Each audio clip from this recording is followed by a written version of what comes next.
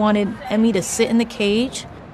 Putting her on that big stage, although it would seem like scary for a lot of people, she doesn't feel nervous because she's next to me. So she knows she's gonna be safe up there.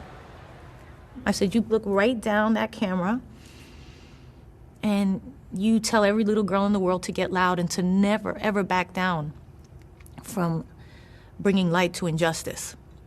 And so that was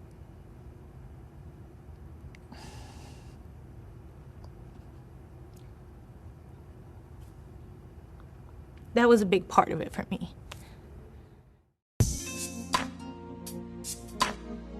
This is the best time of my life. I love my career, but nothing is more fulfilling to me than being able to build a family with someone who I love deeply and who is just as dedicated to family and to each other as we can be. And I feel incredibly blessed.